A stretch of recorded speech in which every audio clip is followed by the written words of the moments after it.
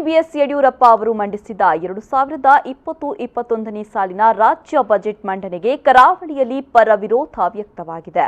ಇನ್ನು ಮಂಗಳೂರಿನ ಕುಳಾಯಿಯಲ್ಲಿ ಹೊಸ ಮೀನುಗಾರಿಕೆ ಬಂದರು ಸ್ಥಾಪನೆಗೆ ಬಜೆಟ್ನಲ್ಲಿ ಸಿಗ್ನಲ್ ಸಿಕ್ಕಿದ್ದು, ಇದಕ್ಕಾಗಿ 12.50 ಕೋಟಿ ರೂಪಾಯಿ ಘೋಷಣೆ ಮಾಡಲಾಗಿದೆ. ಇದರ ಜೊತೆಯಲ್ಲಿ ಮುಲ್ಕಿ ಹಿನ್ನೀರು ಮೀನುಮರಿ ಉತ್ಪಾದನಾ ಕೇಂದ್ರ ಸ್ಥಾಪನೆಗೆ 2 ಕೋಟಿ ರೂಪಾಯಿ ಘೋಷಣೆ ಮಾಡಲಾಗಿದೆ.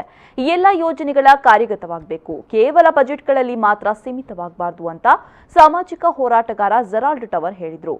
ಬಜೆಟ್ನಲ್ಲಿ ಮೀನುಗಾರರಿಗೆ ಕೆಲವು ರೀತಿಯ ಭರವಸೆಗಳನ್ನು ಹಾಗೆಯೇ ಬಜೆಟ್ನಲ್ಲಿ ಕೆಲವು ಪ್ರೊವಿಷನ್ಸ್ಗಳನ್ನು ಇಟ್ಟಿದ್ದಾರೆ. ಅದು ನಾನು ಉತ್ತಮ ಹೆಜ್ಜೆ ಅಂತೇಳಿ ಹೇಳ್ತೇನೆ. ಅದರಲ್ಲಿ ಉದಾಹರಣೆಗೆ ಹೇಳುವುದಾದರೆ, ಮೀನುಗಾರ ಮಹಿಳೆಯರಿಗೆ ದ್ವಿಚಕ್ರ ವಾಹನ ಕೊಂಡುಕೊಳ್ಳಲು ಕಡಿಮೆ ಬಡ್ಡಿಯಲ್ಲಿ ದ್ವಿಚಕ್ರ ವಾಹನ ಖರೀದಿಸಲು ಅವರಿಗೆ ಒಂದು ಫೆಸಿಲಿಟಿಯನ್ನು ಅದನ್ನು ಬಜೆಟಲ್ಲಿ ಅವರು 1000 ಕೋಟಿ ಏನಾದಕ್ಕೆ ಮೀಸಲಾಗಿಟ್ಟಿದ್ದಾರೆ. ಅದರ ಜೊತೆಯಲ್ಲಿ ಮೀನುಗಾರಿಕೆ ಬಂದರುಗಳನ್ನು 2-3 ಕಡೆ ನಿರ್ಮಿಸಲು, ಅಂದರೆ ನಾನು ಯಾವ ಪ್ರತ್ಯೇಕ ಸ್ಥಳ ಅಂತ ಹೇಳುವುದಿಲ್ಲ, ನಮ್ಮ ಕೋಸ್ಟಲ್ ಜಿಲ್ಲೆಗಳಿಗೆ ಮೀನುಗಾರರಿಗೆ ಸಹಾಯವಾಗುವ ರೀತಿಯಲ್ಲಿ ಮೀನುಗಾರಿಕಾ ಬಂದರುಗಳಿಗೆ ಎಷ್ಟೋ 1000 ಕೋಟಿಗಳನ್ನು ಮೀಸಲಿಟ್ಟಿದ್ದಾರೆ.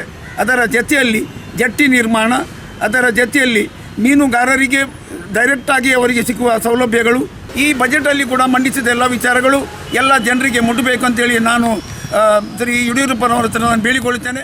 ಇನ್ನು ಬಜೆಟ್ನಲ್ಲಿ ಎತ್ತಿನ ಹೊಳೆ ಯೋಜನೆಗೆ 1500 ಕೋಟಿ ರೂಪಾಯಿ ಬಿಡುಗಡೆ ಮಾಡಿರುವುದಕ್ಕೆ ಪರಿಸರ ಪ್ರೇಮಿ ದಿನೇಶ್ ಹೊಳ್ಳ ಅಸಮಾಧಾನ ವ್ಯಕ್ತಪಡಿಸಿದ್ದಾರೆ.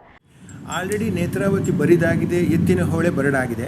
ಇಂಥ ಸಂದರ್ಭದಲ್ಲಿ ನೀರಿಲ್ಲದ ಒಂದು ಯೋಜನೆಗೆ 13,000 ಕೋಟಿ ಖರ್ಚವನ್ನು ಇವತ್ತು 20,000 ಕೋಟಿಗೆ ತೋರಿಸಿ ಬಜೆಟ್ನಲ್ಲಿ 1,500 ಕೋಟಿ ಅನುಮೋದನೆ ಮಾಡ್ತಾ ಇದ್ದಾರೆ ಅಂತ ಹೇಳಿದರೆ, ಎಲ್ಲೋ ಒಂದು ಕಡೆ ನೇತ್ರಾವತಿ ಮತ್ತು ಪಶ್ಚಿಮ ಘಟ್ಟದ ಮೇಲೆ ಒಂದು ಮಾರಣಾಂತಿಕ ಹೊಡೆತ ಬೀಳ್ತಾ ಇದೆ.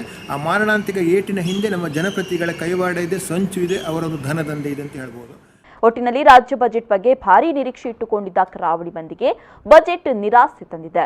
ಮೀನುಗಾರ ಮಹಿಳೆಯರಿಗೆ ದ್ವಿಚಕ್ರ ವಾಹನ ನೀಡಿ ಕಣ್ಣೊರೆಸುವ ತಂತ್ರ ಮಾಡಿದ್ರು. ಎತ್ತಿನ ಹೊಳೆ ಯೋಜನೆ ವಿಚಾರದಲ್ಲಿ ಸರ್ಕಾರ ಮತ್ತೆ ಎಡವಿದ್ದು ಬಿಜೆಪಿಗೆ ಇರುಸು ಮುರುಸು ತಂದಿದೆ.